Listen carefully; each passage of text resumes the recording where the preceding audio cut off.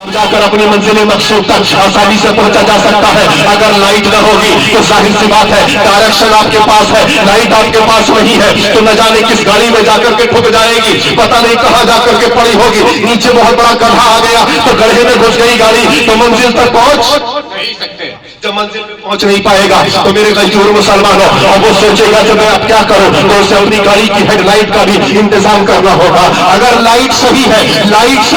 لیکن ڈائریکشن نہیں ہے، پتہ نہیں ہے جانا کدھر کو ہے تو نہ جانے کن گلیوں میں کو گھومتا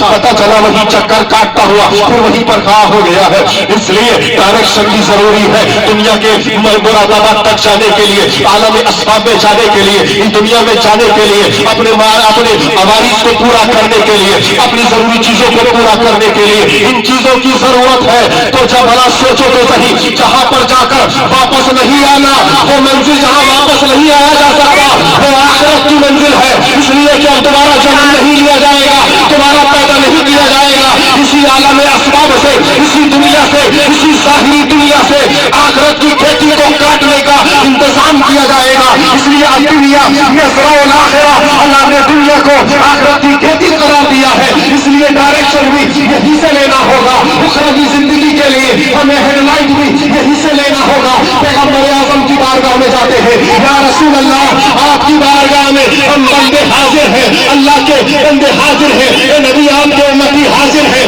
ہمیں آپ سے سوال کا جواب چاہیے۔ آخر ہم قبر میں جائیں گے تو کیسے جائیں گے، ہم میدان حشر میں سرخرو ہوں گے تو کیسے ہوں گے، اپنی منزل حقیقی جنت تک جائیں گے تو کیسے جائیں گے۔ اللہ کے رسول نے فرما دیا قرآن قرآن قرآن فیہ ہدی ونور، جس میں ہدایت بھی ہے اور جس میں روشنی۔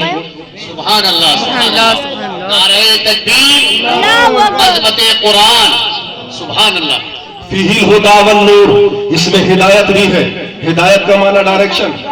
اور نور روشنی کا بھی انتظام ہے، اس لیے کہ ہیڈ لائٹ بھی ضروری۔ جب دونوں چیزیں ضروری ہو گئیں تو منزل تک پہنچنا آسان ہو گیا کہ نہیں ہو گیا؟ اور منزل تک آسانی سے پہنچا جا سکتا ہے، لیکن افسوس کے ساتھ کہنا پڑتا ہے کہ جن اسٹیجوں سے قرآن کی آیتیں لوگوں کے سامنے رکھی جائے وہ آج مفقود نظر آتی ہیں، خد و خال کہیں کہیں پر نظر آتی ہیں، اور ہماری قوم کا بھی مزاج یہ بن گیا کہ وہ بھی واقعات کی روشنی میں زندگی گزارنا پسند کرتی ہیں، جبکہ حقیقت میں قرآن سب سے بڑی ہدایت ہے۔ باب دہل قرآن کہہ رہا ہے ہدی للمتقین، پہلے پارے میں قرآن کہہ رہا ہے، سورہ بقرہ کے شروعاتی آیتوں میں قرآن کہہ رہا ہے الف لام میم ذالک الکتاب لا ریب فیہ، یہ وہ کتاب ہے قرآن جس میں کسی قسم کا کوئی شک و شبہ نہیں، ہدی للمتقین، یہی تو ڈائریکشن ہے۔ بے شک بے شک، لیکن آج افسوس بخاری اور مسلم اور قرآن جیسی کتابوں کو پیش کیا جائے